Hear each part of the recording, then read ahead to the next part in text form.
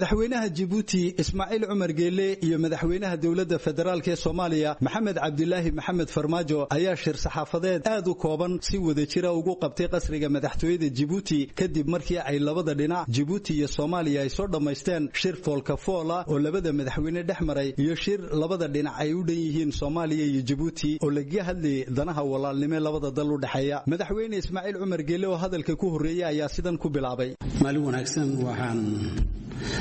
soo dhaweynaa walaalkeen madaxweyne Maxamed Cabdilaahi Farmaajo waxa oo ziyaarad rasmi ah noogu yimiday wadankiisa yimiday socod yani gacaltooyo barina nagala qayb gali doona hadii alla yiraahdo boorka cusub doorale DMP doorale nagala qayb gali doona madaxweyne Maxamed Cabdilaahi Farmaajo ayaa isna sidan tilmaamay galab wanaagsan mudane madaxweyne runtii waxaan aad iyo aad kaaga mahadcelinayaa sida waaltinimada leh ee aad noo soo dhaweysay aniga iyo wafdigayga oo waliba gacmo diiran qalbiga furan oo waaltinimo ah oo runtii waxaan filaynay waan runtii ka filaynay waliga allahana la garab taagnay Soomaaliya dadka waalahaaga ah waad ku mahadsan tahay waxaan kaloo rabaa inaan kaaga mahadceliyo ciidamada reer Djibouti hiil walaal aan u bixinay oo runtii u dhimanaya Soomaaliya sidii ay xasilooni iyo nabadgelyo u keen lahayd ilaahay waxaan uga rajaynayaa iyagana waxaan uga rajaynayaa inay guul ka soo hooyaan waana ka soo hooyeen ummadda Soomaaliyeedna way ku qanacsan tahay reer Djibouti waxaan leeyahay waa mahadsantihiin walaalayaal soo dhaweynta diiran waan ka mahadcelinayaa aad iyo aad baan ugu faraxsanahay inaan maado gurigeyga labaad oo mahadsantahay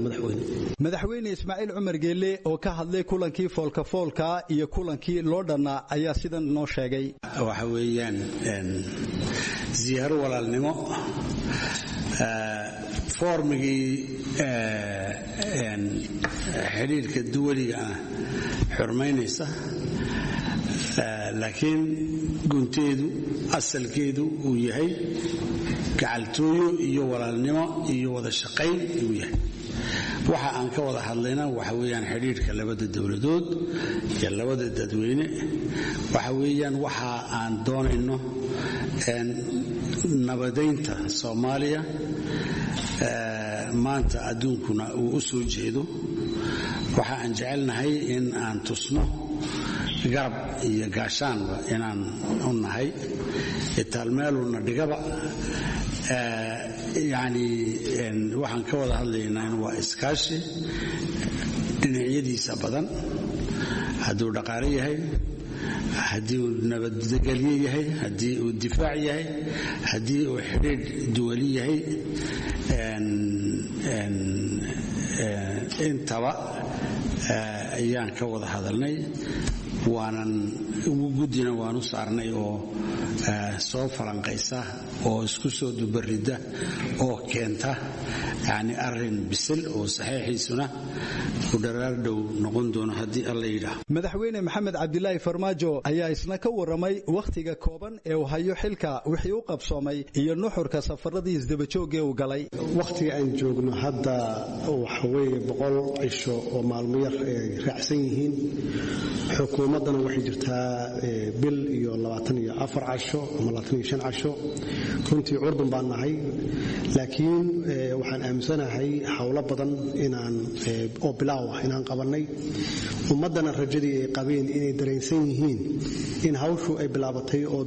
geedi socodka dawladnimo ee Soomaaliya inay runtii jidkii loogu talagalay ay hayso runtii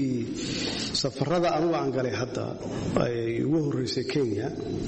waa la socotaan in socodka labada dal Muqdisho iyo Nairobi inay hadda tahay si toos ah oo aan la maraynin dhibkii faraha badnaa ee ahaa wajeer oo dadku 3 saacadood ama 2 saacadood iyo bar ay waqtiga ku luminayeen runtii taasna waa waxay ahayd guul loo baahnaa inaan tago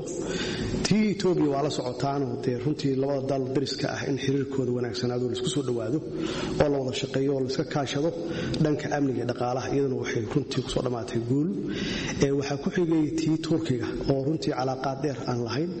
oo calaaqaadkaasna ay tahay inaan sii adkeenno hadday tahay dhanka amniga iyo dhanka budget supportigaan u baahannahay bacdama hadda